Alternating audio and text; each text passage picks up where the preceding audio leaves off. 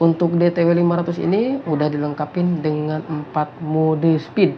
Ada 4 mode kecepatan dan tentunya sudah ada fitur auto stop.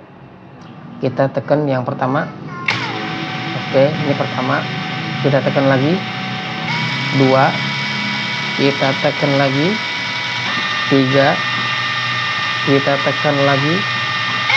4. Tekan lagi. 5. Kita tekan 1.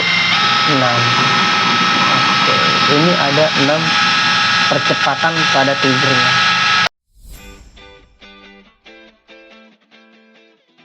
Assalamualaikum warahmatullahi wabarakatuh.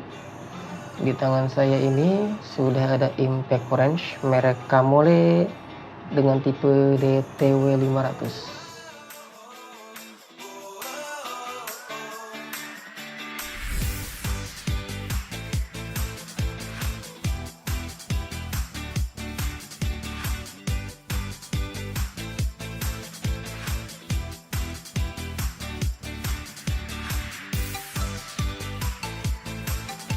Impact ini udah dilengkapi sama baterai 20 volt tipe LXT dengan kapasitas 5 ampere hours.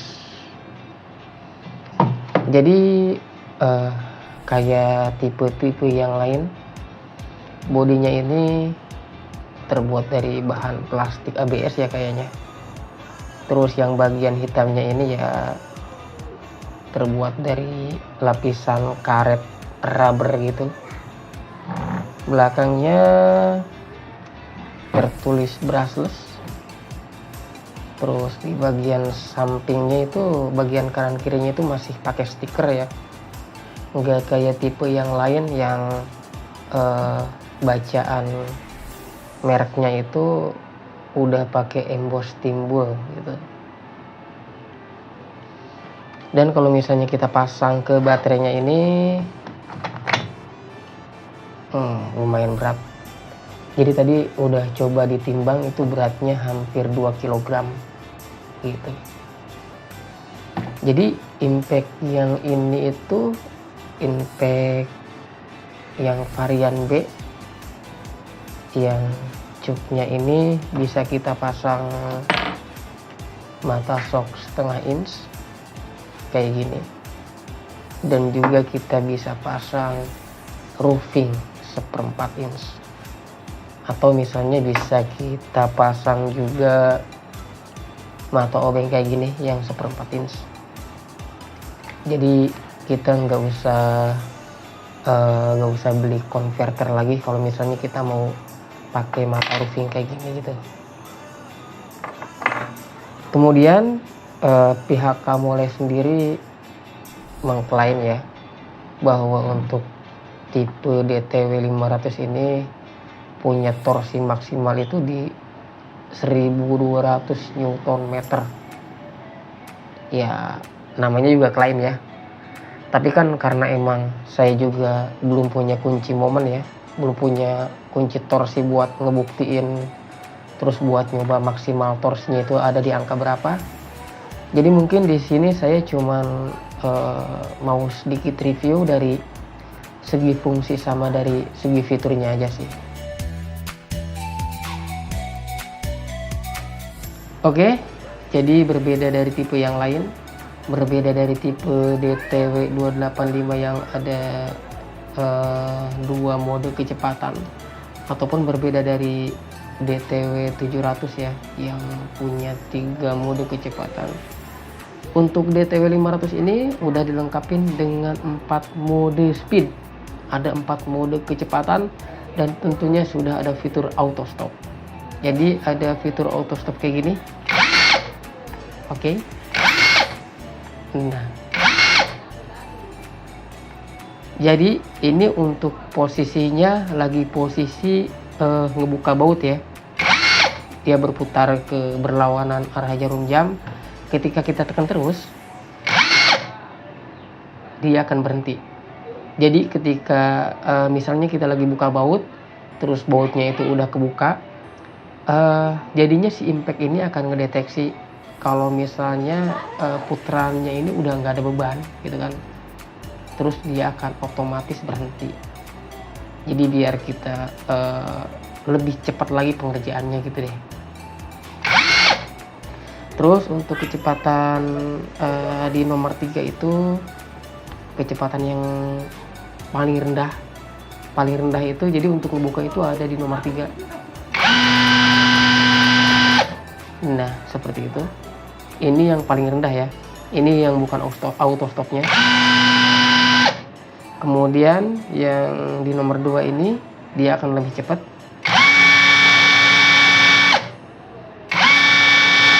Ini nomor 2. Nah, kemudian yang di nomor 1-nya ini dia itu untuk speed yang paling cepat. Nah, seperti itu. Dari suaranya aja itu udah kedengaran kalau misalnya ini putarannya tuh lebih cepat dari yang tadi gitu. Begitu juga buat posisi ngencengin bautnya itu, kita coba di mode nomor 4 itu ya yang paling lambat. Kemudian kita ke mode nomor 3-nya, ini lebih cepat. Nomor 2-nya lebih cepat lagi. Nah, sekarang kita coba nomor 1. Sangat beda.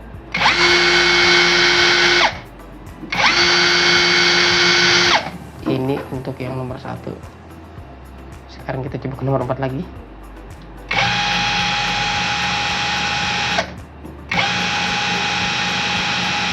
Kedengeran kan? Beda banget gitu kan kecepatannya. Terus untuk di sininya juga ada indikator baterainya.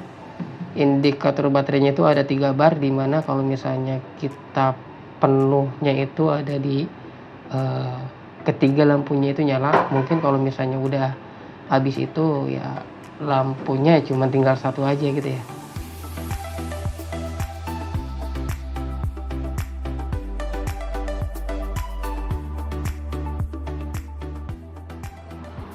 Nah, selain itu tadi, pada trigger impact ini udah dilengkapin sama 6 variasi kecepatan. Nah, maksudnya apa lagi nih? Jadi kalau misalnya kita tekan triggernya sedikit, yang pertama sih dia bakal nyalain lampu ya. Kalau misalnya kita tekan sedikit, nah dia bakal nyalain lampu yang bawah gitu. Terus kalau misalnya kita tekan dia tuh sampai muter, kita tekan dikit aja, dia akan muter di kecepatan yang paling lambat gitu. Kalau misalnya kita tekan lagi, dia akan lebih cepat lagi. Kita tekan lagi, nah lebih cepat lagi. Nah, kita tekan lagi gitu. Jadi sampai 6 kali nekan, dia akan berubah dari kecepatan yang paling lambat sampai kecepatan yang paling cepat. Coba sekarang kita hitung ya. Kita tekan yang pertama. Oke, ini pertama. Kita tekan lagi. 2. Kita tekan lagi. 3. Kita tekan lagi. 4. Tekan lagi. 5. Kita tekan 1. 6. Oke, ini ada 6 percepatan pada triggernya. Sekarang kita ubah ke mode yang lebih cepat, yaitu di nomor 3. Kita tekan ke bagian paling lambat. Ya, ini paling lambat di nomor 3. Ini kecepatan paling rendah ya. Ini di nomor 1. Kita tekan lagi. Ini 2, ini 3, ini 4, ini 5, ini 6. Oke, kita ubah mode ke mode nomor 2 yang lebih cepat lagi. Kita tekan perlahan. Ini nomor 1. Kita tekan lagi. Ini kecepatan kedua. ini kecepatan ketiga, ini kecepatan keempat, ini kecepatan kelima, dan ini kecepatan paling penuh yang keenam. Sekarang kita ubah ke mode yang paling cepat, yaitu mode nomor 1. Kita hitung lagi dari awal. Ini paling triggernya paling sedikit, ini paling rendah, kemudian ini 2, kita tekan lagi 3, 4, 5, 6. Ini di nomor 6 yang paling cepat. Oke. Begitupun sebaliknya ya. Kalau misalnya kita atur ke mode ngebuka baut, berarti kita set di, karena nomor 4 ini untuk fitur auto off ya, berarti kecepatan yang paling rendah itu ada di nomor 3. Kita set ke nomor 3. Oke, kita coba ditekan sedikit.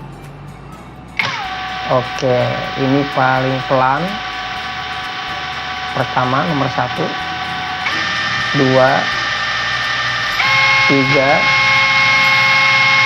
4, 5, 6.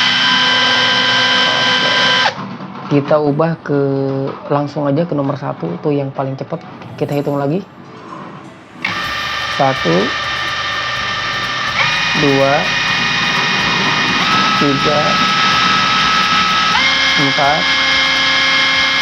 5, 6. Nah, jadi untuk di mode 4 ini, di mode yang paling lambat, ini tuh torsinya kecil gitu, apalagi kalau misalnya kita tekannya tuh sedikit, diameternya sedikit.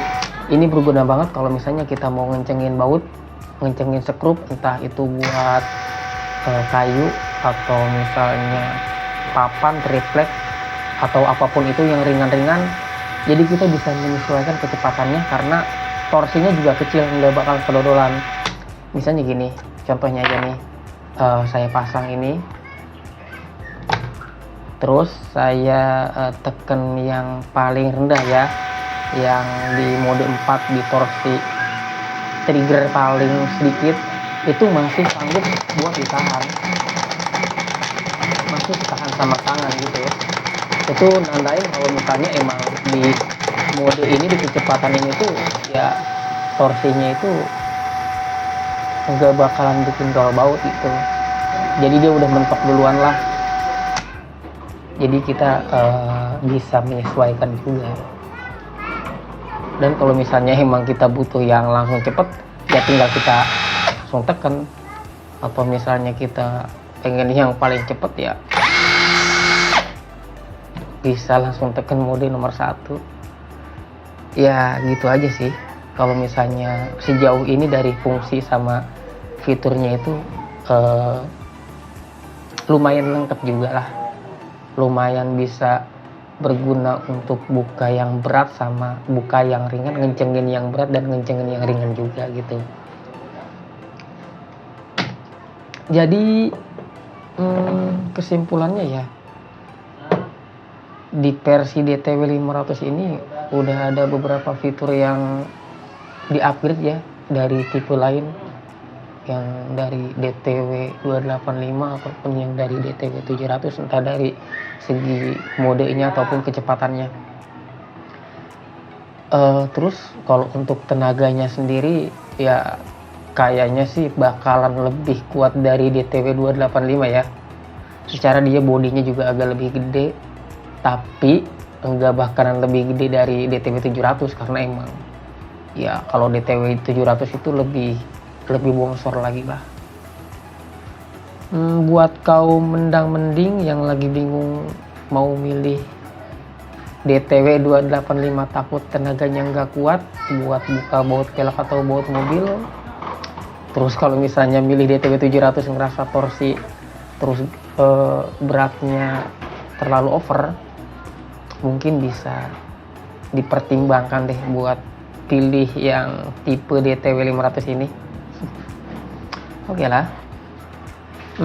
Untuk pembahasan bagian kapasitas baterainya, terus bagian dalam impactnya, mungkin nanti bakal kita bahas di video selanjutnya deh. Nanti kita coba hitung kapasitas real baterainya itu ada di berapa ampere, terus kita lihat dalamnya juga anvil sama gearboxnya itu segede apa sih gitu kan. Nanti kita ukur di video yang bakal kita bikin selanjutnya.